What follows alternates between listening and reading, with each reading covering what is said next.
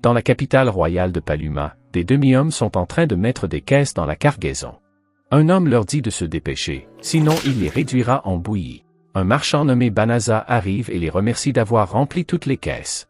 Il leur donne de l'argent pour leur travail et leur demande d'attendre à l'intérieur de l'hôtel et de profiter de leur repas avant qu'un autre de ces chargements n'arrive. Les autres marchands pensent qu'il s'agit d'un type étrange qui donne de l'argent aux demi-humains, qui sont considérés comme des humains de bas niveau dans ce monde. L'un des demi-humains le remercie pour sa générosité, mais refuse de prendre l'argent. Banaza lui répond qu'il mérite cet argent parce qu'ils l'ont gagné par leur dur labeur. Il révèle qu'il ne croit pas aux différences stupides entre les humains et les demi-humains et donne l'argent. L'orque vert le remercie et il décide d'aller manger à l'hôtel avant l'arrivée de l'autre cargaison. En partant, les autres marchands traitent Banaza d'hypocrite qui traite les humains et les demi-humains sur un pied d'égalité dans le royaume magique de Clyrode. Soudain, notre garçon au grand cœur disparaît. Il s'avère qu'un des saints du royaume l'a choisi et lui révèle qu'ils l'ont convoqué en tant que candidat héros. Le saint lui explique qu'une armée des ténèbres est sur le point d'envahir leur royaume et qu'ils ont convoqué des héros d'un autre monde pour les aider dans cette bataille féroce. Banaza répond qu'il n'est pas un héros, mais un simple marchand qui mène une vie paisible dans son monde. Ils ignorent ses paroles et lui demandent de placer sa main sur la boule de cristal magique pour mesurer ses pouvoirs magiques. Ils croient que les héros convoqués d'un autre monde reçoivent la bénédiction divine des dieux et que leurs pouvoirs sont si immenses qu'aucune personne ordinaire ne peut les acquérir simplement en s'entraînant. Banaza pose sa main sur la boule et ses statistiques magiques apparaissent. Mais tout le monde est choqué et se rend compte que le héros n'a pas été béni par un pouvoir divin, car ce sont les statistiques d'un être humain ordinaire. Banaza dit qu'il avait déjà imaginé, puisqu'il avait déjà dit qu'il était un simple marchand. Les autres saints n'arrivent pas à croire que le héros a été invoqué avec les compétences inférieures d'un niveau 1 et se demandent ce qui a bien pu se passer avec l'ancien sort d'invocation. Soudain, un autre héros invoqué reçoit une bénédiction divine et chacune de ses compétences de niveau 1 est portée à 999 points.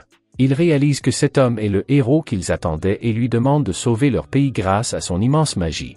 Banaza leur demande de le renvoyer dans son ancien monde, car il ne veut pas rester ici, mais les gens ne font pas attention à lui et le laissent errer seul dans le château.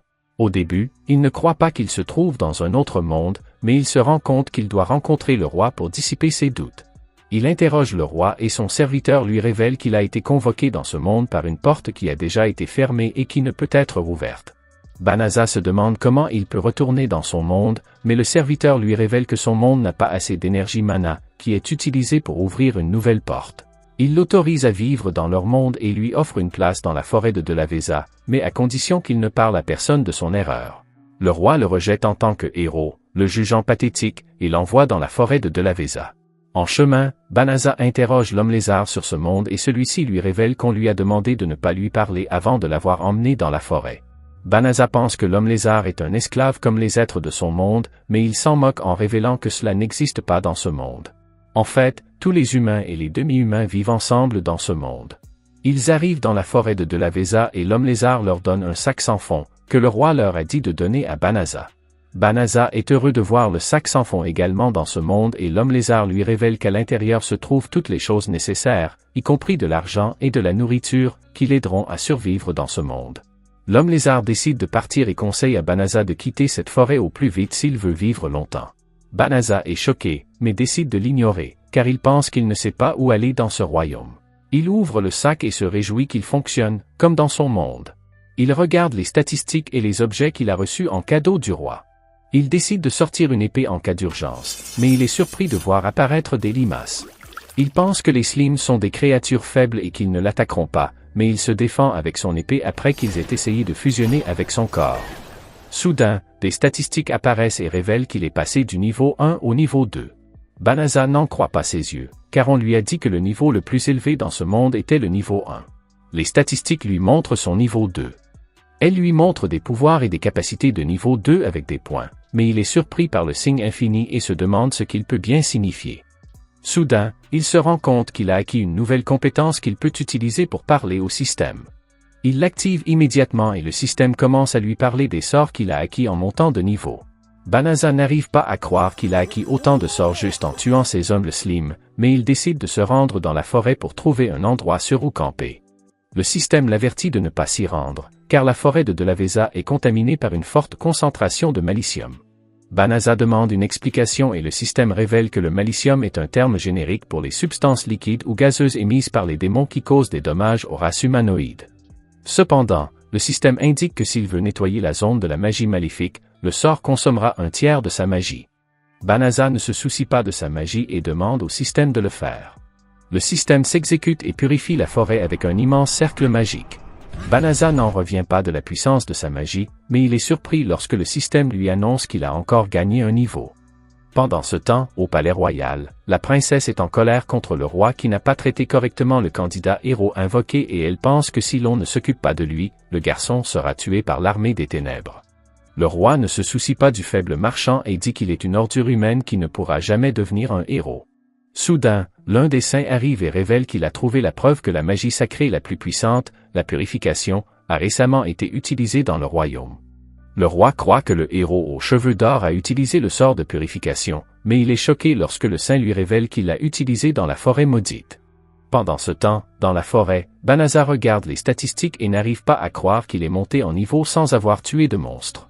Il pense qu'il peut monter en niveau en utilisant la magie dans ce monde et demande au système de lui montrer la magie restante.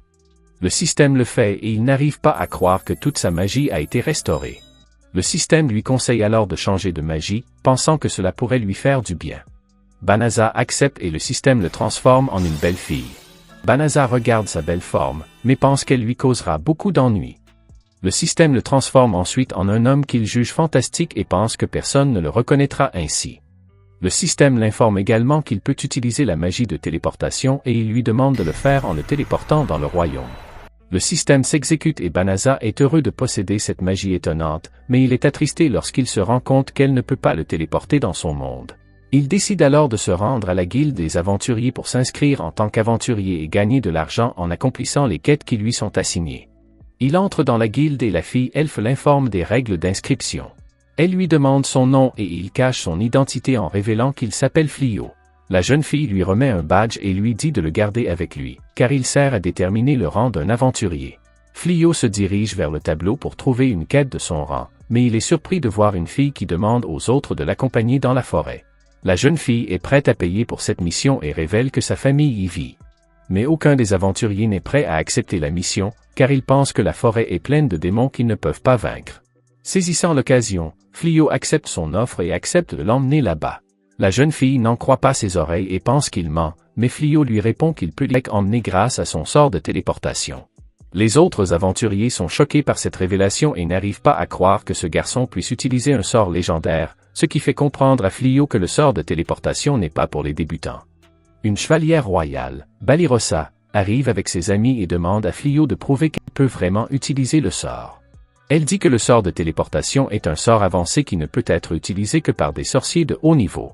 Ses amis pensent qu'il est un idiot qui aime impressionner les filles, mais Flio dit qu'il ne ment pas et il leur demande de sortir, parce que ce ne serait pas bien pour lui de faire une démonstration d'un sort de téléportation devant tous les aventuriers. Le groupe sort et Flio les transporte immédiatement dans la forêt grâce à son sort de téléportation. Les filles sont choquées et croient qu'il s'agit d'un sorcier de premier ordre.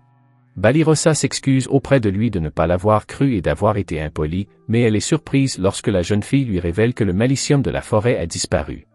Lorsque Flio commence à révéler que c'est lui qui a purifié la forêt, le système lui demande de ne pas partager cette information avec les démons. Toutes les filles entourent la fille avec leurs armes et Balirosa révèle que la fille est un démon qui utilise un sort pour cacher sa vraie forme. Elle commence à l'attaquer, mais l'enfant se transforme en démon et révèle qu'elle s'appelle Fanri et qu'elle est la sœur cadette de Fangaril, des 4 enfers. Balirosa n'arrive pas à croire qu'elle est en présence d'un puissant démon en forme de loup et se rend compte qu'elle n'est pas à la hauteur du combat. Fanri lance immédiatement son malicium sur elles et toutes les filles tombent avant qu'elle ne puisse la contrer, mais elle est surprise que son malicium n'ait aucun effet sur Flio. Elle se met en colère et tente de dévorer les filles, mais Flio leur sauve la vie en les renvoyant au royaume grâce à la magie de téléportation. Il décide alors de combattre seul le démon loup et déclare qu'il utilisera tous ses sorts pour la vaincre. Fanri tente de l'arrêter, mais c'est inutile car Flio utilise un sort appelé saut météorique pour s'élancer dans le ciel. Flio est surpris de son habileté et utilise une autre compétence pour se défendre. Fanri prouve qu'elle est également habile en évitant l'attaque de Flio, mais le garçon utilise un sort de gravitation pour l'empêcher de bouger. Fanri est sonné et Flio cherche désespérément dans tous ses sorts celui qui la retiendra. Son système lui conseille d'utiliser une magie qui hypnotise ses ennemis, lui permettant de contrôler leurs pensées et leurs actions. Flio refuse d'utiliser une telle magie, mais le temps presse car Fenris est sur le point de se libérer. Il essaie toujours d'utiliser des sorts, mais le système les lui refuse. La libération du démon n'étant plus qu'une question de temps, le système recommande à nouveau l'utilisation de la magie d'assujettissement de l'esprit, mais Flio continue de refuser. Il vient d'arriver dans ce nouveau monde et ne veut pas ramener ce genre de corruption de son ancien monde. Fenris admet alors qu'il n'a pas assez de magie pour se libérer et demande à Flio de mettre fin à ses jours. Il refuse de le faire, expliquant qu'il n'aime même pas gagner de cette façon. Fenris est choqué qu'il la libère et lui fait remarquer qu'elle est une guerrière démoniaque qui se bat contre les humains. Flio explique qu'il se moque de savoir si quelqu'un est humain ou démon, mais qu'il n'aime pas gagner contre quelqu'un qui s'est déjà rendu. Fenris est choqué par sa gentillesse et reprend sa forme humaine. Flio lui propose de la laisser partir, mais il veut qu'elle promette de ne pas faire de mal à d'autres humains. Il cherche des vêtements dans son sac sans fond, mais sa magie s'est dissipée et elle s'endort. Cette nuit-là, Flio regarde toutes les différentes sortes de magie qu'il possède, et il pense à l'incrédulité des gens lorsqu'ils apprennent qu'il peut se téléporter. Flio se demande pourquoi il possède une magie aussi puissante.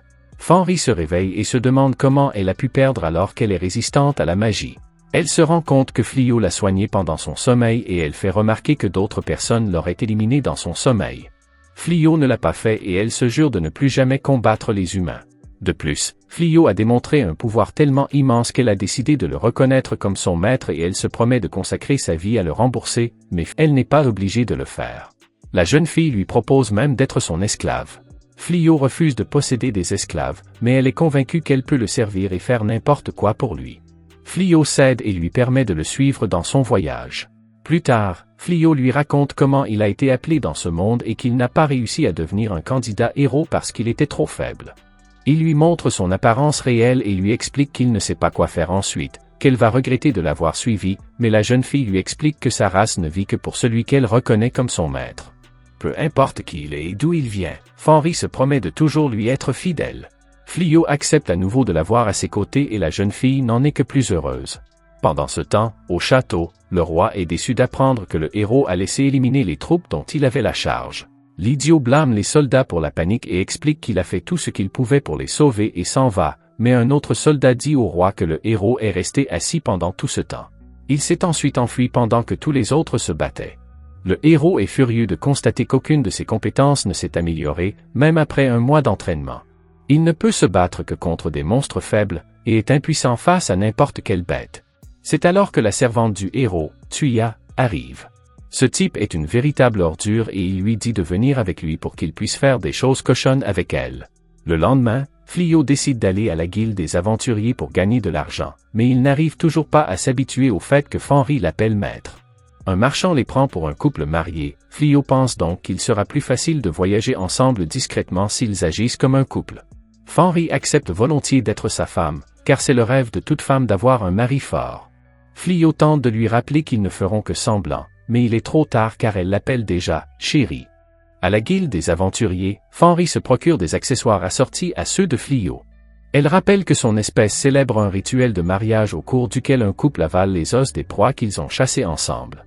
Heureusement pour notre garçon, la réceptionniste de la guilde lui annonce une nouvelle mission pour empêcher des ours psychopathes d'entrer dans la ville. Tous les aventuriers sont terrifiés car ce sont les ours qui ont détruit l'armée des héros. Comme il s'agit d'une urgence, les aventuriers de n'importe quel rang peuvent accepter la mission. Pour encourager les aventuriers à accepter la mission, la guilde les paie 10 fois plus que la somme normale. Le travail est manifestement très lucratif, mais Flio doute qu'il soit capable de le mener à bien. Flio fait remarquer que le vrai héros n'a pas réussi à les vaincre, alors Fenris dit qu'elle va les vaincre elle-même pour prouver la force du garçon, puisque Flio l'a vaincu. Flio les téléporte dans la forêt où il trouve les ours fous et où il y a une maison abandonnée que la guilde a dit qu'il pourrait utiliser comme base. Fenris est sûr de pouvoir affronter la bataille seul, mais Flio refuse de la laisser faire. Il aimerait ester quelques sorts et la jeune fille est heureuse de participer à cette mission avec lui. Ils entendent des cris et découvrent le groupe de filles de tout à leur entouré d'ours. Flio zappe les ours avec sa magie, mais une bête survit et Fenris l'élimine d'un coup de pied. Les filles sont reconnaissantes de leur aide et expliquent qu'elles s'inquiétaient de voir Flio partir combattre le démon. Le garçon craint qu'elle ne découvre la véritable identité de Fenris, aussi la présente-t-il comme sa compagne de voyage. Elle aimerait qu'il la présente comme sa femme, mais ils sont interrompus par un autre ours psychopathe.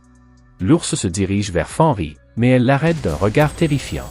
Fenris fait comme si elle ne savait pas ce qui s'est passé, l'ours hoche la tête et les autres pensent qu'il a simplement abandonné. Ils décident de le prendre comme animal de compagnie, mais cela contrarie les filles, car ces ours étaient assez féroces pour vaincre l'armée des héros.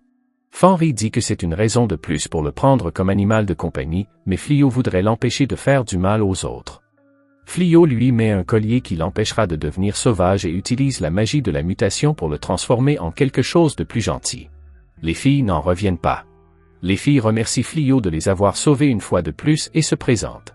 Outre Balirosa, il y a Blossom, la combattante, Bellano, la sorcière, et une ancienne éleveuse de chevaux nommée Billiri. Les filles veulent que Fléau leur apprenne à se battre.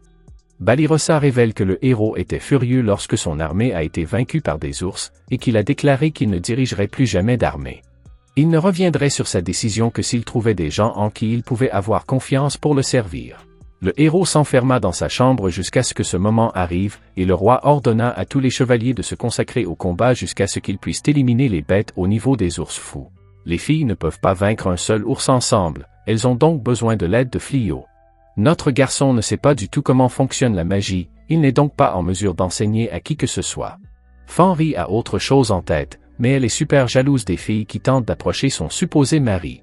Fléau décide donc de leur dire que Fenris est sa femme et qu'il ne cherche qu'à vivre une vie calme et paisible avec elle. Fenris, cependant, fait remarquer qu'en tant qu'épouse, elle sait mieux que quiconque qu'il est un homme bon et qu'il ne peut pas abandonner quelqu'un dans le besoin. Fléau sait qu'il ne peut pas enseigner ce qu'il ne sait pas, mais il accepte quand même de les entraîner. Les filles sont ravies, mais elles ont une autre demande, elles ont besoin d'un endroit où loger et seraient prêtes à payer le loyer. Fenris pense que c'est une excellente idée, car il y a beaucoup de chambres et elle et Fléau peuvent partager un lit puisqu'ils sont mariés. Ailleurs, on a rapporté au Seigneur des Ténèbres que celui qui a éliminé les démons et purifié la forêt ne faisait pas partie du royaume, mais qu'il s'agissait d'un voyageur solitaire. Le Seigneur des Ténèbres est surpris d'apprendre qu'une personne possède une magie suffisamment puissante pour éliminer les démons instantanément. Il ordonne à son subordonné de trouver et de capturer cet individu à tout prix. Abonnez-vous pour ne pas manquer la prochaine vidéo, commentez et laissez un like. À la prochaine!